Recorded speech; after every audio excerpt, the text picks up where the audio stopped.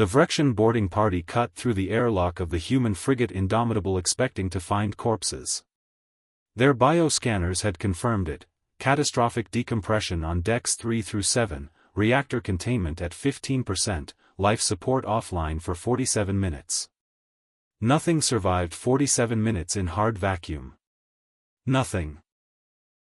Yet when the airlock blossomed open in a shower of sparks and frozen atmosphere, Tactical Officer Jantar found himself staring down the barrel of a human kinetic weapon. The human holding it had a face blue with hypoxia, ice crystals coating his beard, one arm hanging limp and clearly broken. His eyes, though. Those eyes burned with something Jantar had never seen before. The human's lips moved, forming words in the silent void, "Not yet." Then he pulled the trigger. Jantar's combat shield absorbed the first 3 rounds before overloading. The fourth caught him in the shoulder joint, spinning him backward into his squad. The human advanced through the breach, movements jerky but purposeful, firing methodically. Jantar watched from the deck as the human cleared his entire 6-soldier boarding team in 14 seconds of sustained fire, never pausing, never slowing, despite the fact that by every biological metric the creature should have been dead 10 minutes ago. When the human finally collapsed, Jantar's suit sensors confirmed no heartbeat, no brain activity, no respiratory function. The human had died somewhere between minute 4 and minute 7 of vacuum exposure. He'd simply forgotten to stop moving. 3 light minutes away, aboard the Vrexian dreadnought Inevitable Justice, Fleet Commander Krell-Nak listened to Jantar's after-action report with growing disbelief. "You're telling me," Krell-Nak said slowly, his translator struggling with the controlled fury in his voice, "that a biologically deceased human killed 6 of our warriors and disabled your boarding craft?" Jantar's vitals showed he was in medical shock, pumped full of stabilizers and trauma suppressants. "Commander, the human was clinically dead. Our sensors confirmed it. 0 cardiac activity, no neural function, cellular oxygen below survivability threshold. It was dead. It just didn't stop." Krell-Nak felt his secondary heart skip. In 300 years of Vrexian military expansion, conquering 17 species across 42 systems, nothing had ever fought back after confirmed biological death. Nothing. The invasion of the human colony world New Dublin had been calculated as a simple extraction operation. 200,000 colonists, minimal defensive installations, outdated Earth government surplus weapons. The Vrexian Third Fleet numbered 87 warships including 4 dreadnoughts. Expected resistance, negligible. Expected casualties, fewer than 100 Vrexian personnel. Expected duration, 72 hours from initial bombardment to full occupation. That had been 6 days ago. Current Vrexian casualties, 4,300 and climbing. Ships lost, 12, including 1 dreadnought. Expected completion time, unknown. The problem, Krell-Nak was beginning to realize, wasn't that humans fought well. It was that they didn't know when to die. The first orbital bombardment had been textbook. Kinetic penetrators targeting power generation, communications hubs, spaceport facilities. 93% accuracy, acceptable collateral damage to civilian infrastructure. The humans should have surrendered. Instead, they'd gone silent. No transmissions, no distress calls, no surrender offers. Just silence. Then the defense satellites had come online. Not the ones Vrexian intelligence had mapped, obsolete Earth surplus orbital platforms with predictable firing solutions and ancient targeting systems. New ones. Hidden ones. Satellites that had been dark and dormant, masquerading as dead infrastructure and space debris. 47 of them, each mounting what appeared to be repurposed mining lasers and cargo hauler engines. Individually, they were negligible threats. Collectively, operating under distributed AI control with no centralized command to disable, they'd shredded the Vrexian vanguard in the first 3 minutes of engagement. Cruiser Captain Thexril had watched his sister ship Relentless Fury die during that opening salvo. The human satellites didn't fire like military hardware. They fired like industrial equipment because that's exactly what they were. Drilling lasers designed to cut through kilometers of rock, now cutting through Vrexian armor plating like it was decorative foil. The Fury had taken 17 hits in 90 seconds. Her shields had lasted for 3 of them. When her reactor went critical, the expanding plasma sphere consumed 2 more Vrexian destroyers that had moved in to support her. 3 ships lost before Thexril had even positively identified the threat origin. He'd fallen back to fleet formation and recommended immediate withdrawal. Krell-Nak had denied the request. The Vrexian Empire did not retreat from primitives with improvised weapons. The ground invasion had begun at hour 27. 12,000 Vrexian shock troops, battle-tested veterans of the Kelthian pacification and the Sorrow campaigns. They'd landed in a textbook dispersed formation, securing landing zones and establishing fire bases with practiced efficiency. The humans had let them. For 6 hours, Vrexian forces advanced through the colony's primary settlement encountering minimal resistance, the occasional sniper round or improvised explosive, easily countered. Major Vrelkath had reported to Krell-Nak that human forces appeared to be withdrawing to defensive positions in the colony's industrial sector. Standard doctrine, predictable, manageable. Then the industrial sector had exploded. Not metaphorically. The humans had rigged their own factories, refineries, and processing plants with enough explosive material to crater 5 square kilometers. Vrelkath's entire forward element, 3,000 troops, had simply ceased to exist in a rolling series of detonations that measured 4.7 on the seismic scale. What made it worse, what made Krell-Nak's tertiary stomach clench with something he refused to acknowledge as fear, was that the humans had detonated those charges knowing that 4,000 of their own civilians were still in the blast zone. Trapped in the industrial sector by Vrexian advance, no time to evacuate, no hope of escape. The humans had killed them anyway. Not callousness. Strategy. Cold, ruthless calculation that trading 4,000 of their own for 3,000 Vrexian soldiers was an acceptable exchange rate. The Vrexian Empire had conquered species that surrendered after losing cities. These humans had self-destructed one of their own settlements as an opening gambit. But the truly disturbing reports had started coming in after that. Vrexian casualty assessment teams, moving through the blast zone to confirm kill counts and recover equipment, had come under attack. From human soldiers who, according to medical scanners, should not have been capable of movement. Specialist Drenkath had filed a report that Krell-Nak had initially dismissed as combat stress hallucination.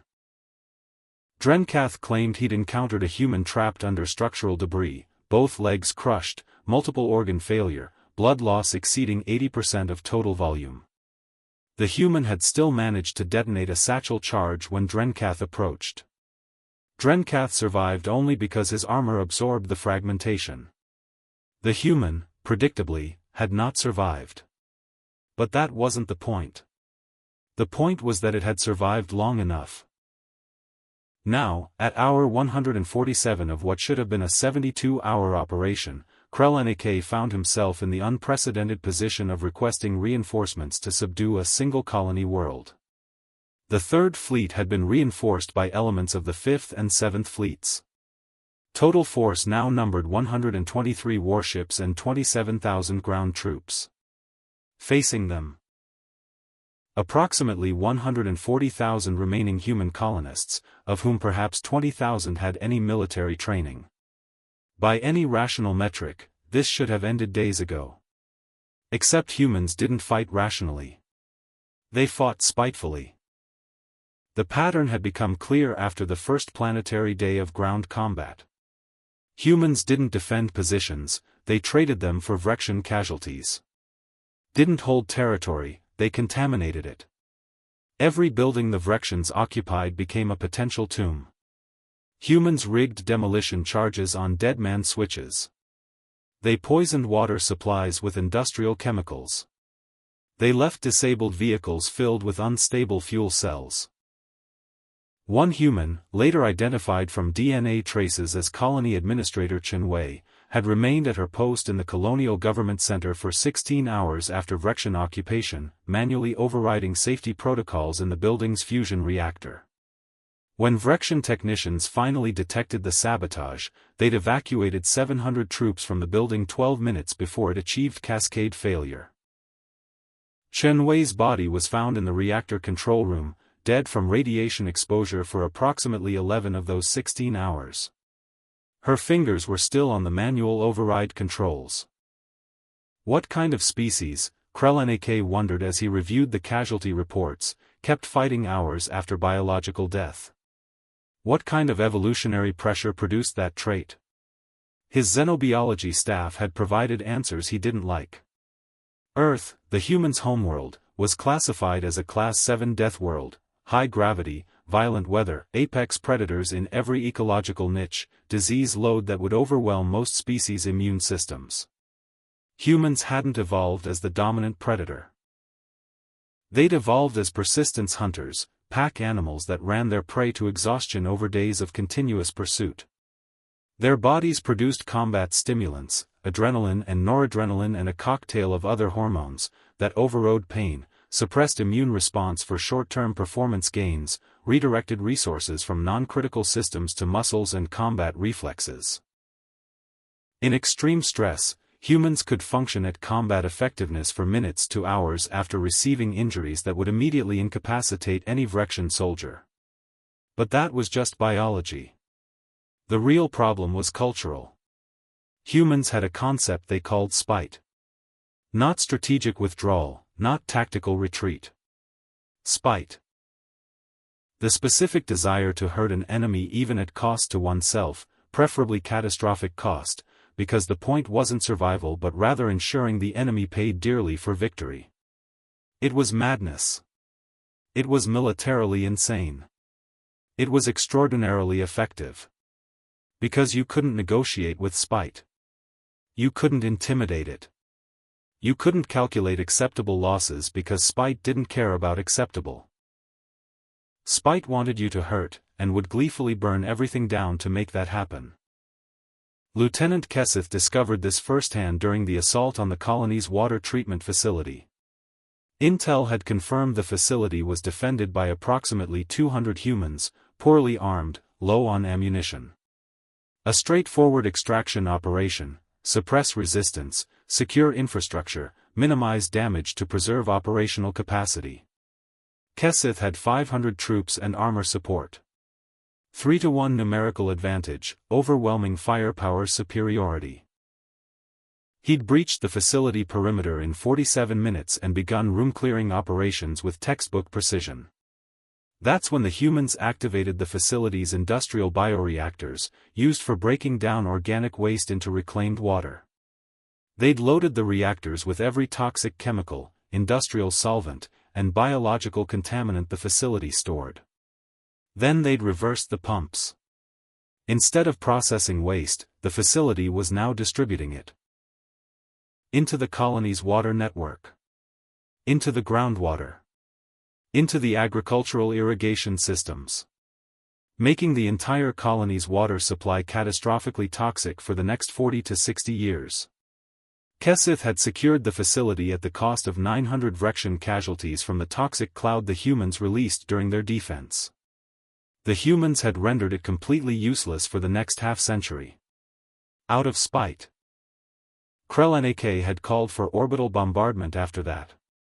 Complete surface sterilization, reduce every human structure to molten slag, accept that occupying New Dublin was no longer a viable objective and settle for denying it to Earth.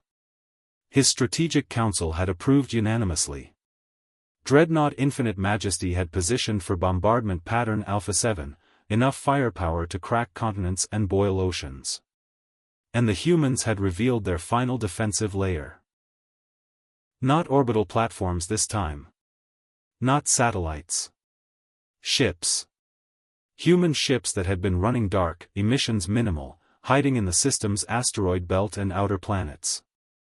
93 vessels, mostly converted civilian craft, freighters and mining ships and colony transports. Armed with the same improvised weapons the satellites had mounted, repurposed industrial equipment, mining charges, even stripped-down reactor cores rigged as improvised nuclear devices.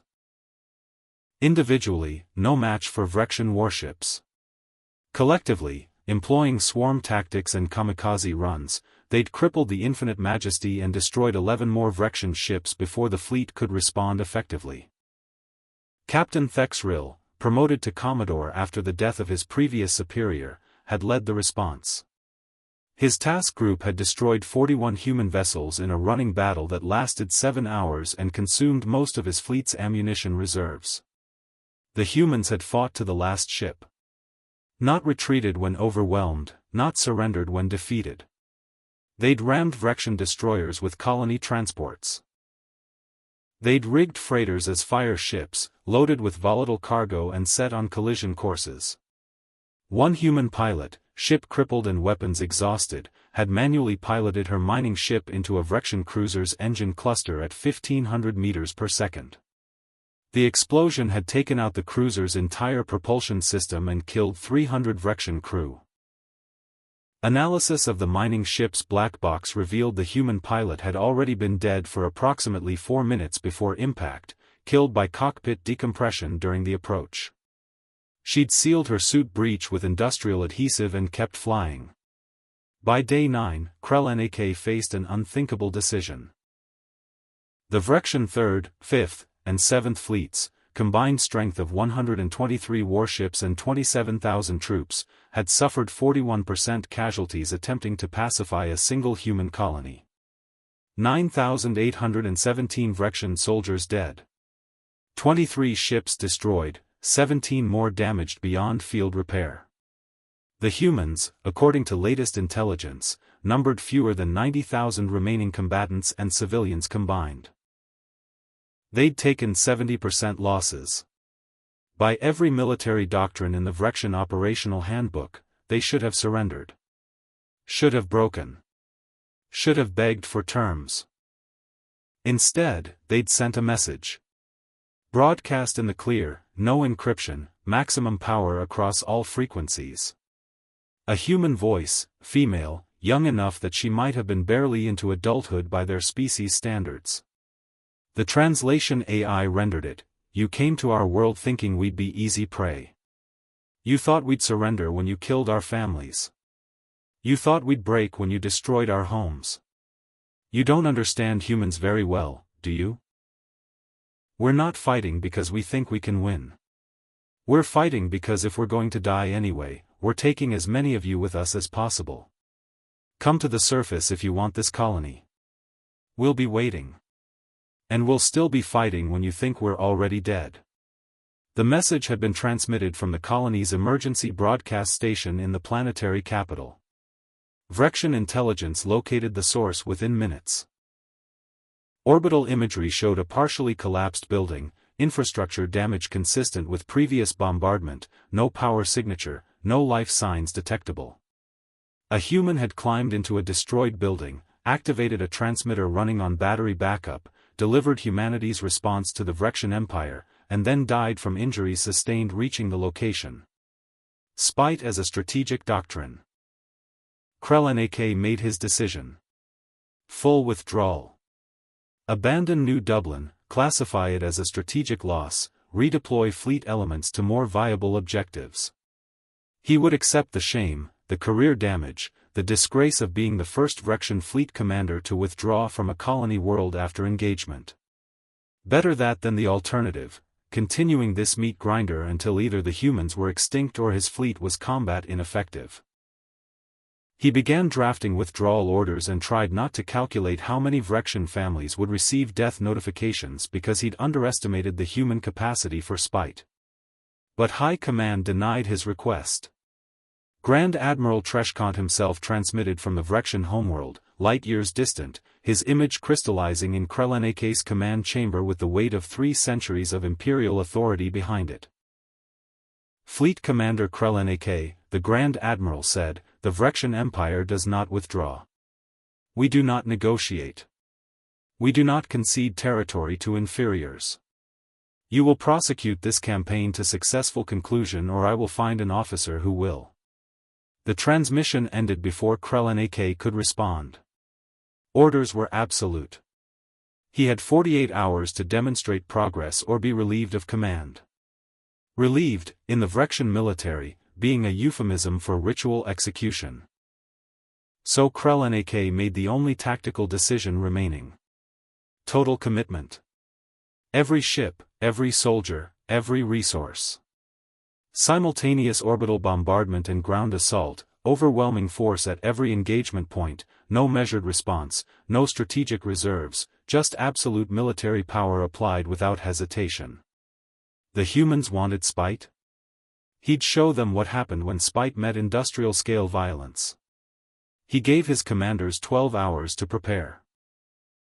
At hour 186 since initial engagement, the Vrexian Empire committed to crushing New Dublin regardless of cost. The bombardment began at 0600 colony local time. 60 warships firing simultaneously, coordinated targeting of every remaining human structure larger than a single-story dwelling. The colony's surface turned into a vision of atmospheric re-entry, thousands of kinetic penetrators streaking through the sky, impact explosions visible from orbit. Krelnak watched the bombardment displays and waited for human defensive systems to activate. Satellites, hidden ships, improvised weapons platforms. Nothing responded.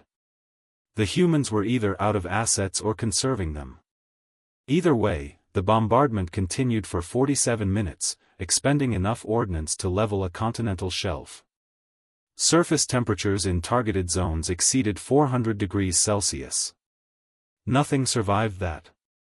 Nothing could survive that. The ground assault launched at 0700. 15,000 troops in the first wave, establishing landing zones in the bombardment-cleared areas.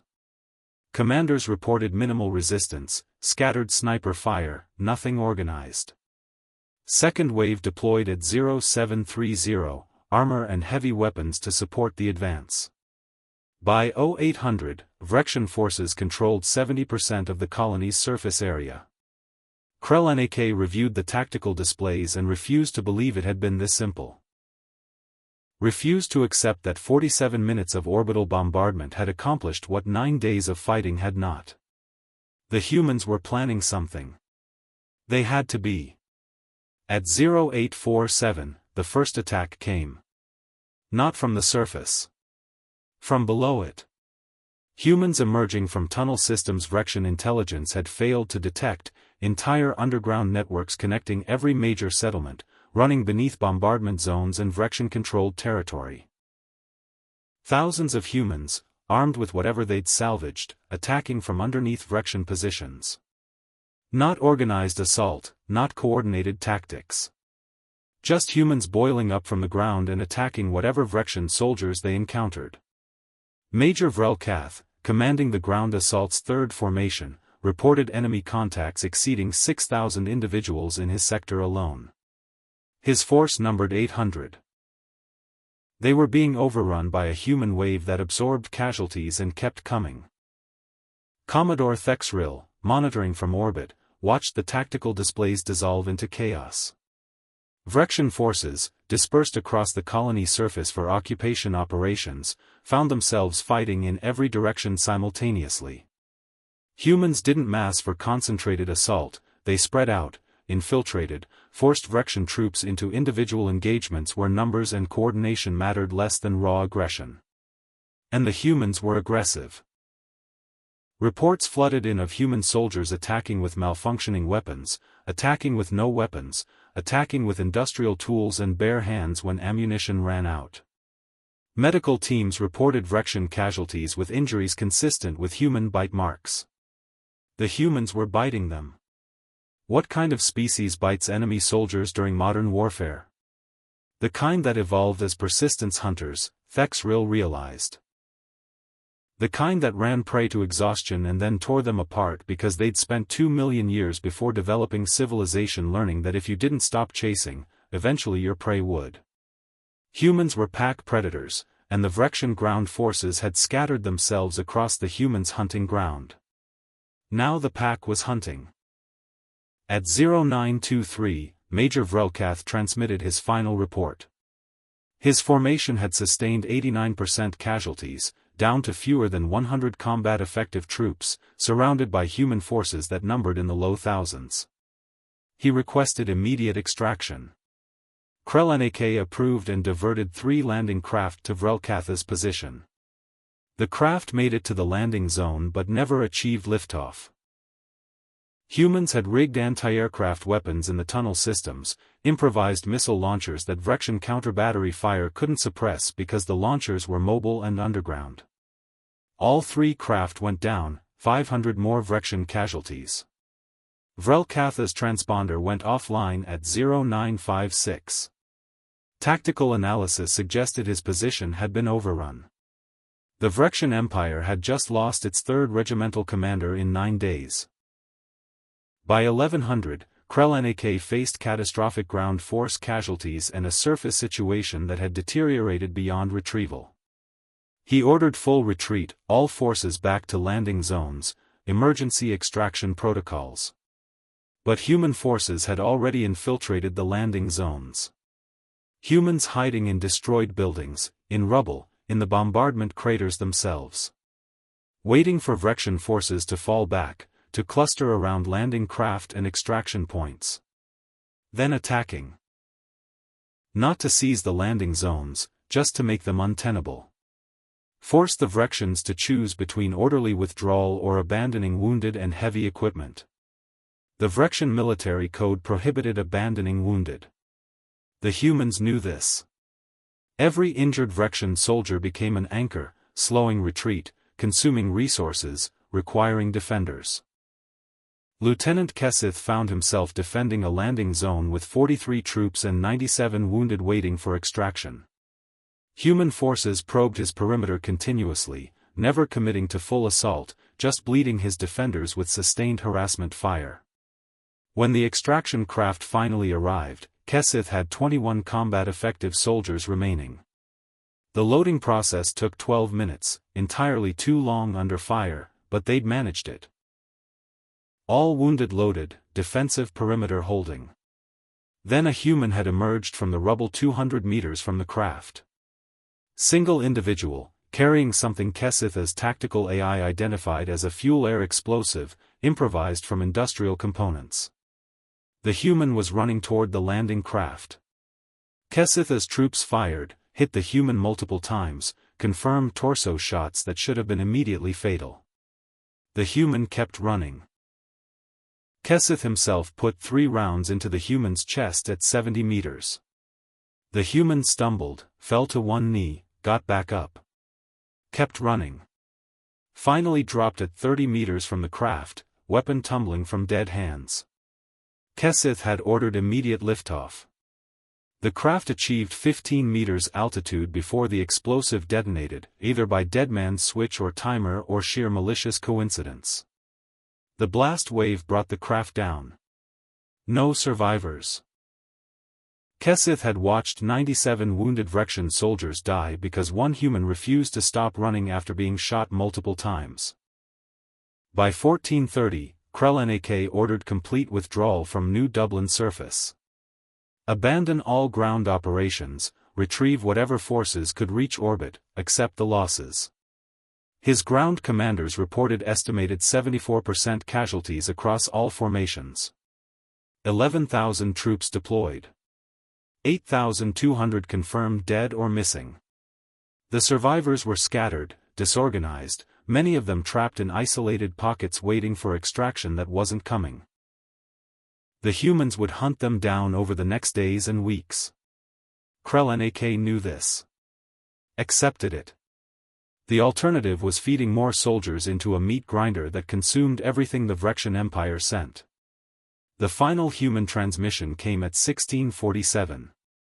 Same female voice as before, weaker now, labored breathing audible. You're leaving. Good. Tell your empire what happened here. Tell them that humans don't surrender, don't break, don't stop fighting.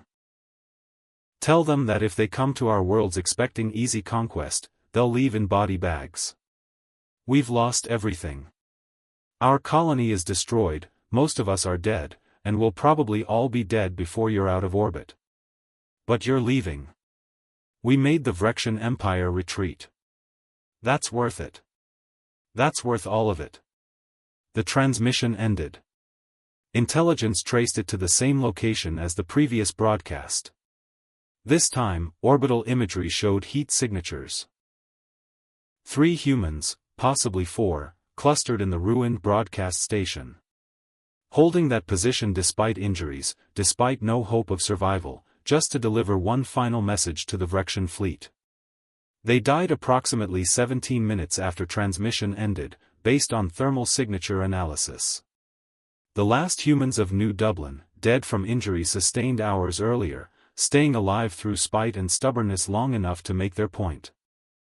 Krell-Nak withdrew the Vrexian fleet from New Dublin at 1830, 10 days after initial engagement. Total Vrexian casualties, 8,409 dead, 3,217 wounded, 27 ships destroyed, 19 damaged. Human casualties, estimated 197,000, functionally 100% of the colony population. New Dublin itself was rendered uninhabitable for the next century due to contamination, bombardment damage, and deliberate human sabotage of infrastructure. By any objective measure, the Vrexian Empire had won. They'd annihilated the colony. Killed virtually every defender. Secured complete orbital control. But Krell-Nak knew the truth. The Vrexian Empire had suffered its first strategic defeat. Because winning territory didn't matter if the cost was unsustainable, and the cost of breaking human worlds was clearly unsustainable. 8,000 Vrexian soldiers dead to kill 200,000 humans. That ratio, applied to Earth's 8 billion population, would require the entire Vrexian military force multiple times over. And the humans had demonstrated, conclusively, that they would fight with that same spite, that same refusal to acknowledge defeat, on every single colony world the Empire attacked. The mathematics were unavoidable. The Vrexian Empire could not conquer humanity. Could not afford the casualty rates. Could not sustain the losses that humans were willing to inflict on themselves if it meant making the invasion costly enough. The journey back to Vrexian space took 6 weeks. Krell-Nak spent them preparing his report for High Command. Not justifying his decisions, not making excuses. Just documenting, with clinical precision, exactly what had happened at New Dublin. The biological reports on human combat performance. The tactical analysis of human spite-based defensive strategies. The casualty projections for attempting to pacify Earth itself. The unavoidable conclusion that the Vrexian Empire had encountered a species it could not profitably conquer. High Command received his report in silence. Grand Admiral Treshkant reviewed it over 3 days, consulted with the Strategic Council, ran the numbers through military planning AIs that had successfully calculated the conquest of 17 previous species. The AIs came back with the same conclusion Krell-Nak had reached. Continuing conflict with humanity would destroy the Vrexian military before it destroyed humanity. Not because humans had superior technology or better tactics. Because humans were willing to accept casualty rates that no rational species would consider acceptable, and inflict them on themselves if necessary to ensure the enemy paid an unsustainable price. The Vrexian Empire officially classified humanity as a Class 9 strategic threat and issued standing orders. No hostile contact with human forces, no territorial incursions into human-claimed space, no military action against human colonies. Effectively, a unilateral ceasefire without formal negotiation. The Vrexian Empire, 300 years old, 17 conquered species, had found the species it couldn't defeat. Not because humanity was stronger, but because humanity was too stubborn to know when it had lost. News of New Dublin spread through the galaxy faster than Vrexian High Command could contain it. Other species, watching the Vrexian Empire's expansion with fearful resignation, now watched with interest. The mighty Vrexians had retreated. Had abandoned a military operation. Had classified an entire species as strategically inadvisable to engage.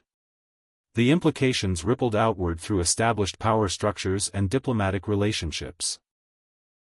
Species that had submitted to Vrexian demands began reconsidering those decisions. Species that had never encountered humans began sending diplomatic envoys to Earth, offering trade agreements and mutual defense pacts. The humans, who'd been relative newcomers to galactic civilization, found themselves suddenly very popular. Earth's government received the reports from New Dublin with the mixture of grief and grim satisfaction that characterized human responses to Pyrrhic victories. 197,000 dead, an entire colony sacrificed, but they'd made their point. The galaxy now knew what engaging humanity meant. Admiral Sarah Chen, who'd served as Earth's military liaison during the crisis, stood before the assembled United Earth Council and delivered the casualty reports with the flat professionalism of someone who'd already processed her grief in private. Her sister had been part of New Dublin's colonial administration. Chen Wei, dead from radiation exposure while sabotaging a fusion reactor. Sarah had received the notice 3 days after the engagement ended. She'd filed it, finished her duty shift, and then locked herself in her quarters for 6 hours.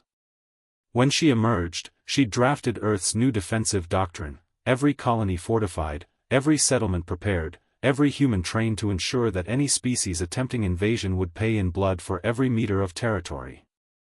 The United Earth Council approved the doctrine unanimously. They allocated 40% of the annual budget to military expansion and colony defense.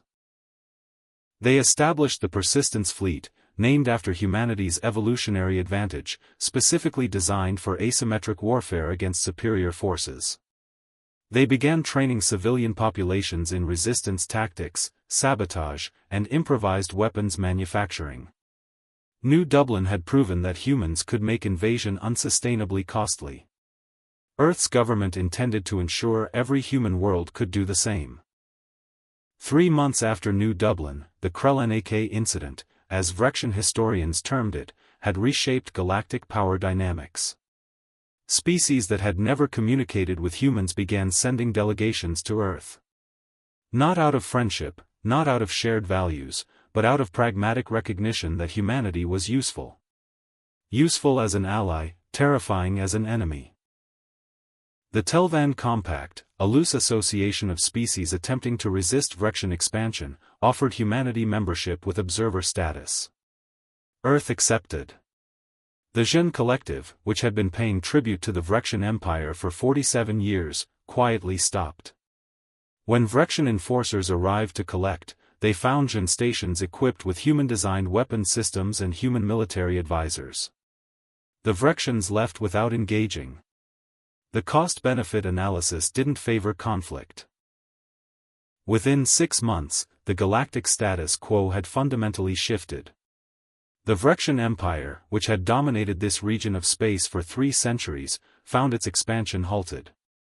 Not by superior force, not by alliance of comparable powers, but by one species' demonstrated willingness to fight beyond all rational limits.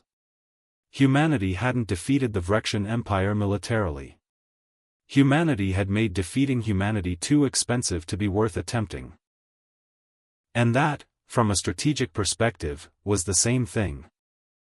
Krell-Nak, relieved of fleet command but spared execution due to his comprehensive documentation of the New Dublin operation, found himself assigned to Vrexian Intelligence Service. His job: monitor human military development, assess threat levels, recommend response strategies.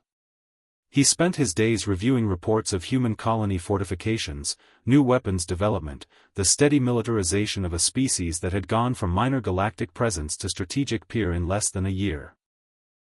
His reports all reached the same conclusion: avoid direct conflict, monitor from distance, do not engage. The Vrexian Empire had learned its lesson. Some species couldn't be conquered because they were too strong. Humanity couldn't be conquered because they were too stubborn to admit defeat. The other species in the galaxy learned similar lessons. The Kelthians, who'd considered raiding human shipping for profit, watched recordings of New Dublin's defense and decided merchant vessels from other species offered better risk-reward ratios. The Sorrow Confederacy, which had been planning territorial expansion into human-claimed space, revised their borders and issued formal recognition of human sovereignty. Nobody wanted to fight a species that would blow up their own infrastructure, poison their own worlds, and continue combat operations hours after receiving fatal injuries. Nobody wanted to deal with spite as a military doctrine. Earth's diplomatic corps found themselves in the unusual position of being courted by species that had previously ignored humanity. Trade agreements, technology exchanges, cultural programs, all offered by species eager to maintain positive relations with the newcomers who'd proven capable of bloodying the Vrexian Empire's nose. Earth accepted carefully, balancing diplomatic opportunity against the risk of being drawn into galactic conflicts that weren't humanity's concern. But the underlying message was clear: humanity had arrived on the galactic stage, and they'd arrived with an approach to warfare that nobody else was comfortable with. Admiral Chen attended the first interspecies military conference at Vrexian insistence, a gathering of military leadership from 17 species ostensibly discussing standardized military communication protocols. In practice, Chen knew, it was an opportunity for everyone to ask the same question. What the hell happened at New Dublin, and could humans really keep fighting after they were biologically dead? She'd prepared a presentation. Video footage from New Dublin, compiled from both human and Vrexian sources. Medical analysis of human combat performance under extreme stress. Historical examples of human military actions throughout Earth's history that demonstrated similar patterns. The presentation lasted 47 minutes. The subsequent discussion lasted 6 hours. The primary question, asked by 11 different species in various forms, was whether human combat performance at New Dublin represented normal human capability or extreme outlier. Chen's answer had been carefully prepared with Earth's diplomatic corps. New Dublin was an average colony defending itself with standard civilian and militia forces. We have 217 other colonies, some significantly more militarized, all trained to similar standards. What you saw at New Dublin is what you should expect if you attack any human settlement anywhere. The room had gone very quiet after that. Chen had let the silence hold for 15 seconds, long enough for the implications to fully register. Then she'd smiled, the professional smile of a military officer delivering information that wasn't actually a threat but absolutely was. Of course, we prefer diplomatic solutions to military ones. Earth is very interested in maintaining peaceful relations with all species. But if you're planning military action against human interests, you should factor New Dublin's casualty rates into your strategic planning. We certainly do. The conference had ended shortly after. Chen's diplomatic handler had informed her that she'd probably just prevented 3 or 4 separate military incursions through aggressive honesty. Earth's government publicly praised her restraint and professionalism. Privately, they gave her a commendation for effectively threatening 17 species simultaneously without technically making any threats. 1 year after New Dublin, the battle entered human cultural consciousness as both tragedy and triumph. Memorials were erected on Earth and across human colonies. The names of New Dublin's dead were inscribed in stone and metal, 197,000 individual names, representing 197,000 individual decisions to keep fighting despite knowing the outcome. Humanity mourned them. Humanity also celebrated them, because New Dublin had changed everything. One colony's sacrifice had potentially saved humanity from decades of defensive warfare against a superior force. The Vrexian Empire's expansion had halted. Other species treated humanity with wary respect. Earth's colonies were safer than they'd been since first contact with galactic civilization. But the cost lingered. Chen Wei's memorial, established on Earth in Beijing where she'd been born 63 years before the colony mission, showed a middle-aged woman with kind eyes and determined expression. The inscription read, "She died so others might live. She died so the enemy would learn." Sarah Chen visited the memorial once, stood in front of her sister's image for 47 minutes, and then returned to her duties. The galaxy needed to remember what humanity was capable of. Sarah intended to ensure they never forgot. The last transmission from New Dublin, the young woman's defiant message to the withdrawing Vrexian fleet, became something of a rallying cry among human military forces. Earth's government initially considered suppressing it, the anger and spite in that voice being potentially inflammatory. Then they'd realized, that anger, that spite, that absolute refusal to accept defeat even in the face of extinction, was exactly what had made the Vrexian Empire withdraw. Suppressing it would be suppressing the very quality that had saved humanity. So the transmission was released publicly, broadcast across all human worlds, incorporated into military training programs. Every human soldier, sailor, and pilot learned about the last defenders of New Dublin, fighting hours after receiving fatal injuries, transmitting final messages from ruined buildings, making the enemy pay for every meter of advance.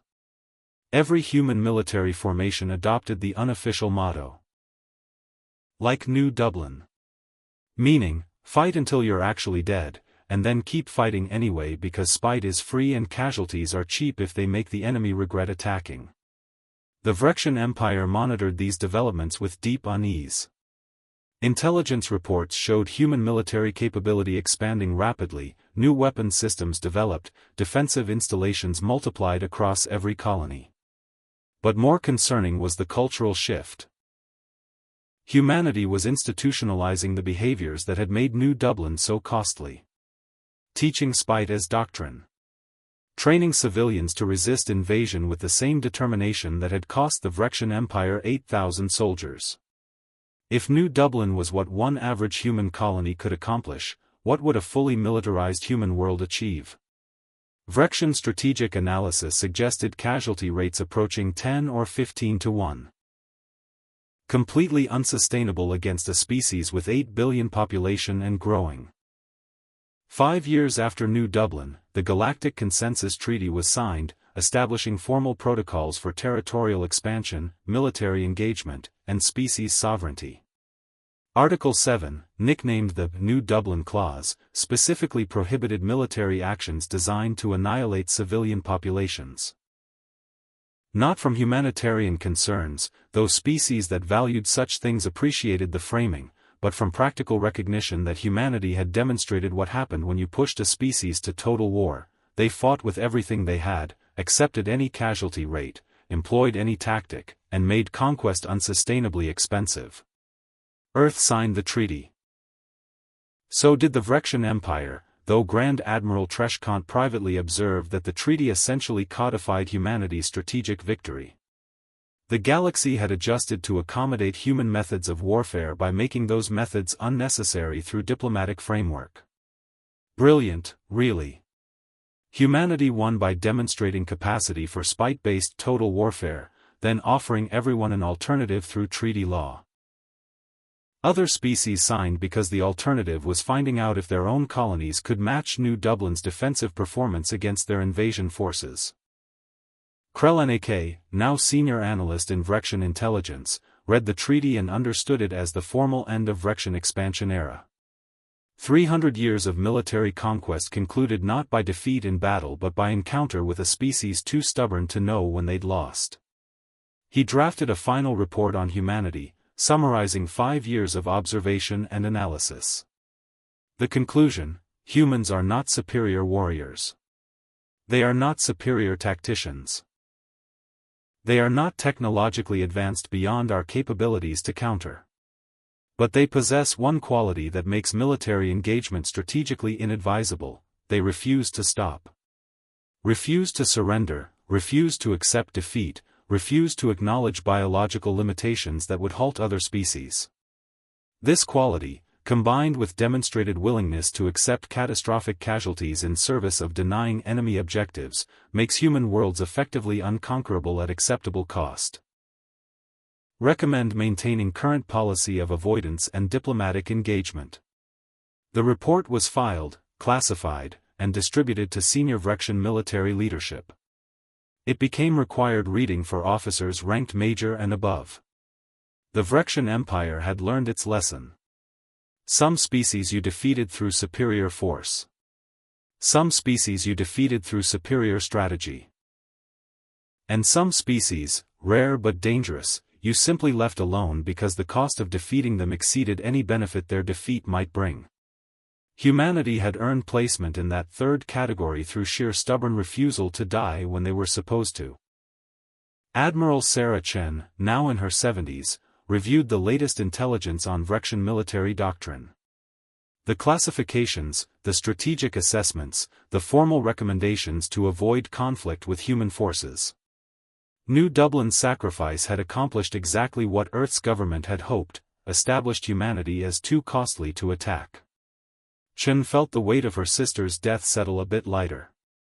Wei had died for strategic purpose, and that purpose had been achieved.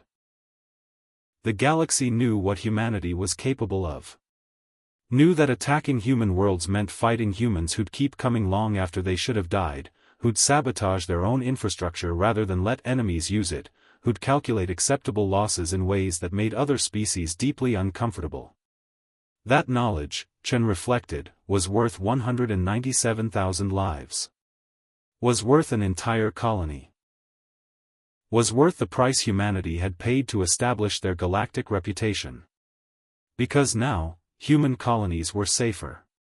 Human shipping moved through space without harassment. Human diplomatic envoys received respectful treatment. All because one colony had demonstrated that humanity would rather burn everything down than submit to conquest. The message had been received. Humanity, too stubborn to conquer, too spiteful to ignore, too valuable as allies and too dangerous as enemies. The galaxy had adjusted accordingly. And it all traced back to New Dublin, to humans fighting hours after fatal injuries, to dying colonists transmitting defiant messages to retreating fleets, to the specific quality that made humanity unique among spacefaring species: they died but refused to stop. The Vrexian Empire had learned this lesson at the cost of 8,000 soldiers. Other species learned it by watching. And everyone, from the smallest single-world nation to the largest multi-species empire, filed humanity under strategic threats that required diplomatic solutions rather than military ones. In the end, New Dublin's defenders had achieved something remarkable. They'd lost completely, been annihilated to the last colonist, seen their home rendered uninhabitable for a century. But they'd won strategically, established precedent and reputation that protected every human world that came after. They'd proven that humanity's biological quirk, their capacity to keep fighting past the point when they were technically dead, made them effectively unconquerable. Not because that quirk won battles, but because it made battles so expensive that rational actors chose not to fight them. And so the galaxy learned to coexist with humanity, warily respectful, carefully diplomatic, always conscious that somewhere in human space might be another New Dublin, another colony full of stubborn humans who'd fight with spite and determination long after they should have surrendered.